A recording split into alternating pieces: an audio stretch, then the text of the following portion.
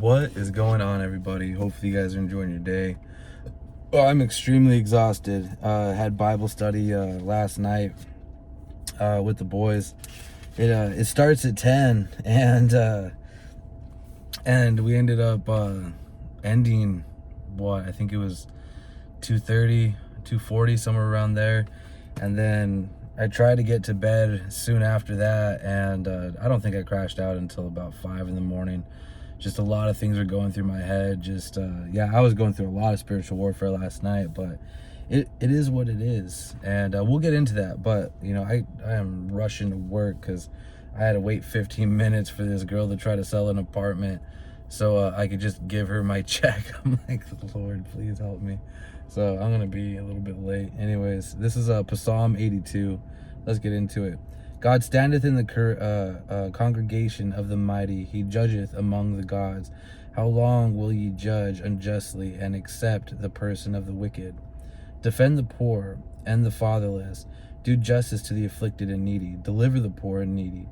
Rid them out of the hand of the wicked. They know not, neither will they understand. They will walk on in darkness. All the foundations of the earth are out of course. I have said, ye are gods, and all of you are children of the Most High. But ye shall die like men, and fall like one of the princes. Arise, O God, judge the earth, for thou shalt inherit all nations. Amen. I like that one. I think a lot of people get that one confused because it's talking about the fallen angels, the Nephilim, and stuff like that. When it says you guys are gods and whatnot, and you'll pretty much just burn in Tartarus. So, man, I'm exhausted. But I got one of these clean energy drinks, so we're on the road again. We're gonna get energy. I like these ones too because they are cleaner energy. It's like what Yamada or Yerba Mate, and it's got 160 milligrams of caffeine. But the greatest part though is 50% of the profits go to drug addiction.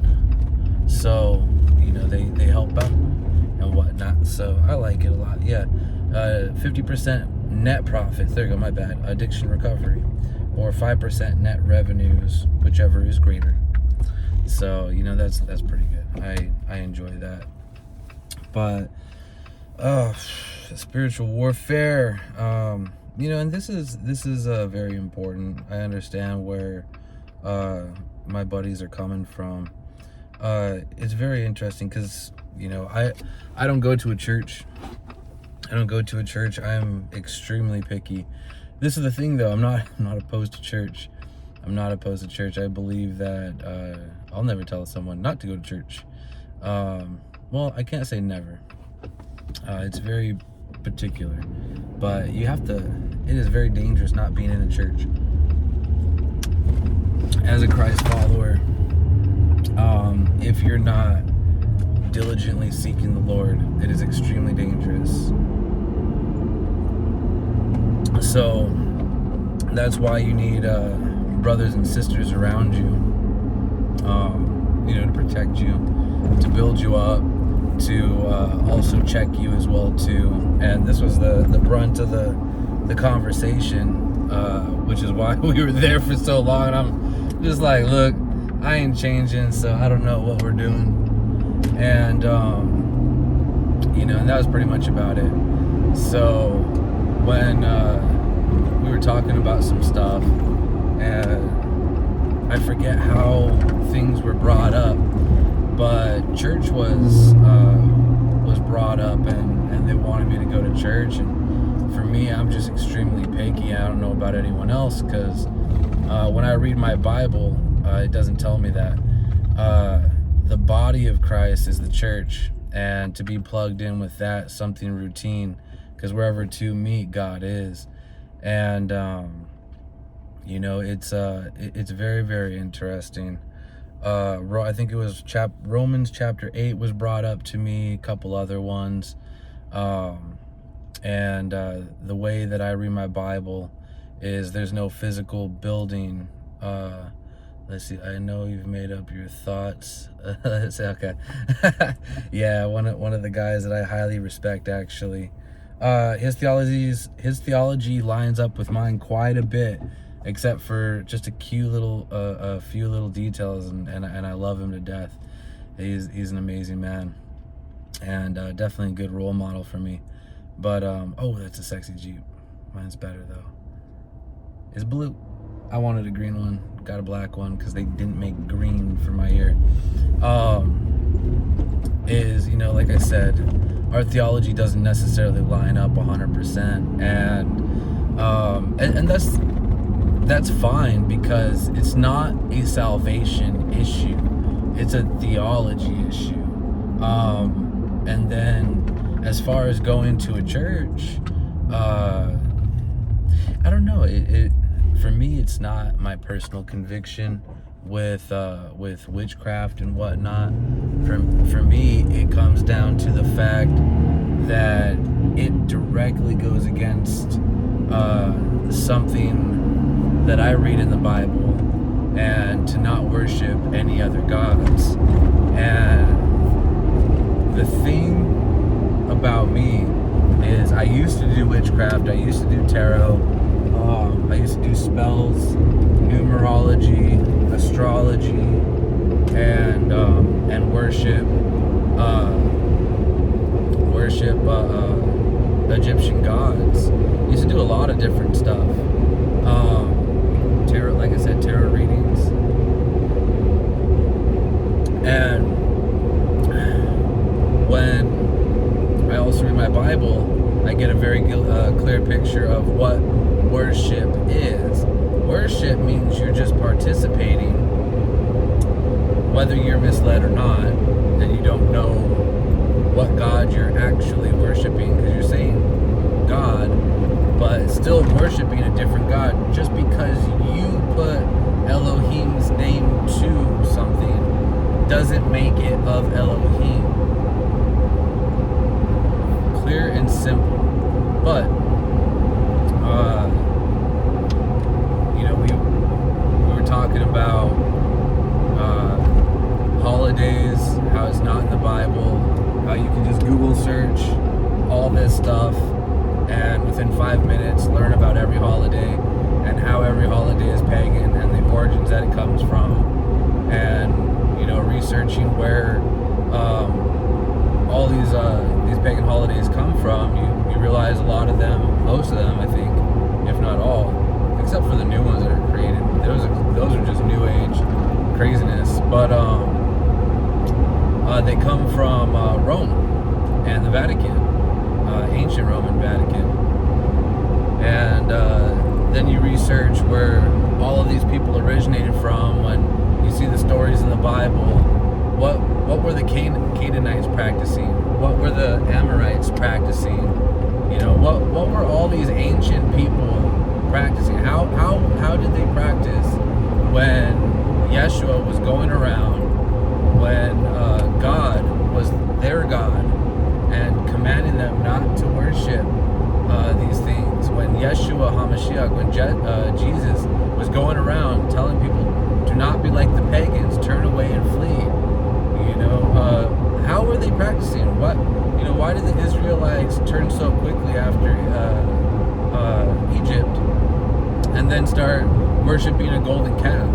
But then they put God's name to it and said that we declare this holy for God. It's just, there's a lot of stuff. You start researching, start understanding, start knowing. It's confusing. It can be to a lot of people, but for me, it's just clear cut and simple. God said these are the days that you should always keep as holy days, and these are the days to worship me. Worship means follow how God commanded us to worship. Worship is also participating in something. Worshiping is also denying yourself of something, to showing God that you're denying your fleshly desires and putting faith in Him. And that was a big heated point of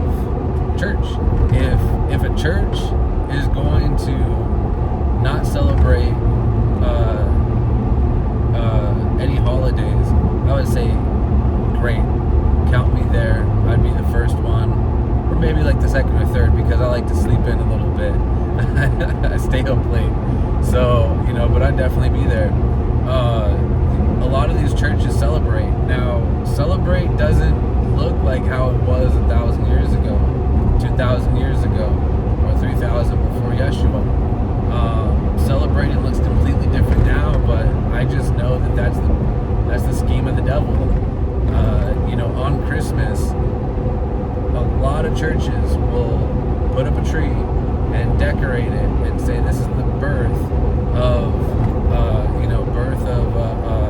Jesus. A lot of people for Easter will decorate for Easter, welcoming spirits in, evil demonic spirits, and then say, well, we don't call it Easter because the pagans worship Ishtar or Ostro for High Greek.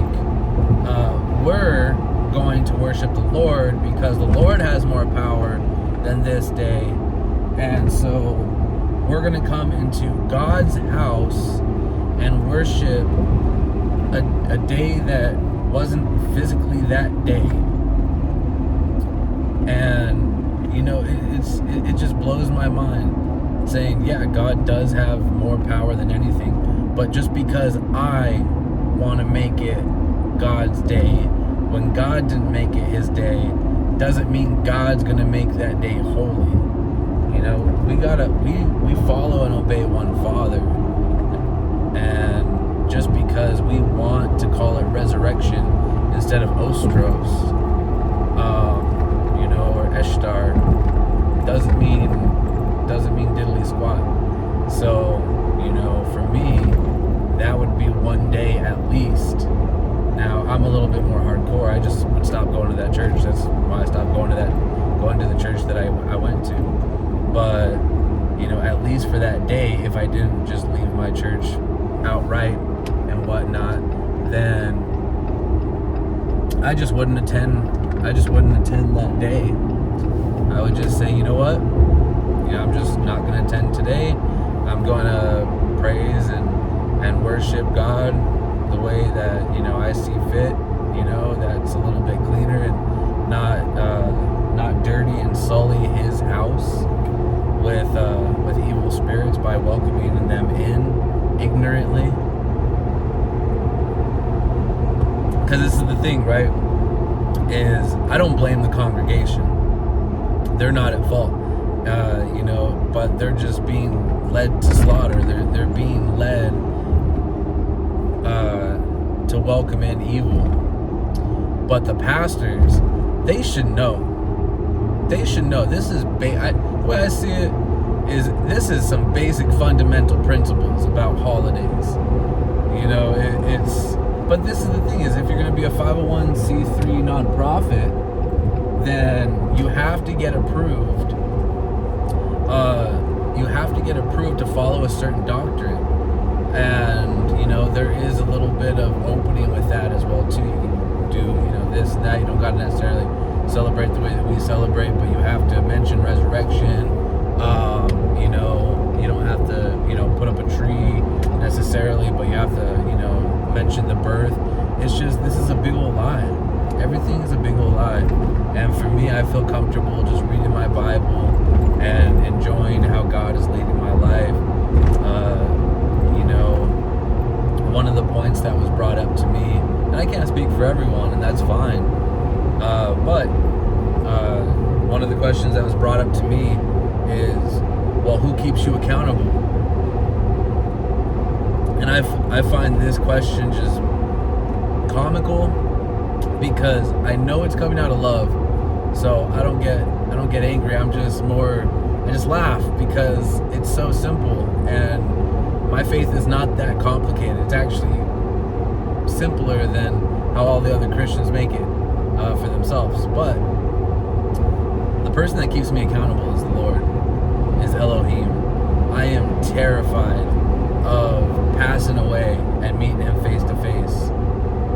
I know I'm saved and I know I'm making it to heaven, but we are going to still have all of our works be judged, and those that are not of the Lord be burned up, and those of the Lord will make it and carry with us. also going to have a final account in front of the Lord our God. So I don't think people understand how powerful Elohim really is, how terrifying he really is. I think a lot of people think that he's just this willy-nilly, just soft, oh, well, he loves everybody type of guy. Now, he loves the righteous, I believe that. But he's still the creator, and he demands respect. He is a jealous God. He is a jealous God. He says that himself. Worship no other God than me, for I am a jealous God. He got furious when the Israelites got taken out of Egypt, saved finally after all the plagues and years of slavery under Pharaoh, and then started worshiping a golden calf. And he just was done. He was done. Even Moses was done. He was like, you know what, here's the 10 Commandments. I'm done. Y'all going to hell. I don't care. But then he ended up going up, interceding and pleading with the Lord, because the Lord was going to destroy him. The Lord was going to destroy them all. We see that the Lord is coming back to destroy, because he doesn't like how people naturally are, because they do everything to not worship him. They do everything to convince themselves that this is for the Lord, when the Lord tells us this is for the Lord and this is not of the Lord. To test all these things and to just listen to him. It is the hardest thing to just say, you know what, Lord, I'm listening to you. Okay, we got to get over it. All right, so there we go. Woo. It is the hardest thing to say, you know what, Lord, I just want to listen to you. Thank you. I appreciate you. This is how you want me to celebrate you. If I want to celebrate you. Now, granted, I say if, because if I say you must, that's gonna flip Christians out left and right. Now, for me, the way I truly believe, because I hate lying, but I gotta sugarcoat some stuff so that way people start just understanding. But I say you must. You have to. I mean, this is what God calls us. We're supposed to be one people under God, and we're not supposed to be two people celebrating differently. And so that's a big blessing, because we get the chance to be one people under God. So he says these are the days that you should hold forever. And we were grafted into the Israelites. We weren't grafted into anything else. We were grafted into his chosen people. So being his chosen people is, it's beautiful. It's very, very beautiful.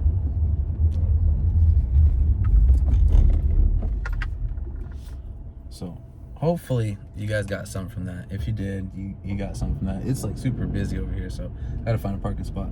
But anyways, I appreciate you guys. If you guys enjoyed that, I appreciate it. If you guys got anything out of that, I love you guys. That's amazing. If you didn't get anything out of that, then that's amazing too. And if you guys have children, spend time with your children. They're little tiny potatoes, and then they grow into be big old potatoes. And actually, I'm gonna back up just a little bit and park just a little bit better. These parking spots are so annoying. But yeah, if you guys got children, spend time with your children. If you guys have families, also spend time with your families. And other than that, you guys stay sexy. All right, laters. I gotta go into work. I'm a little late.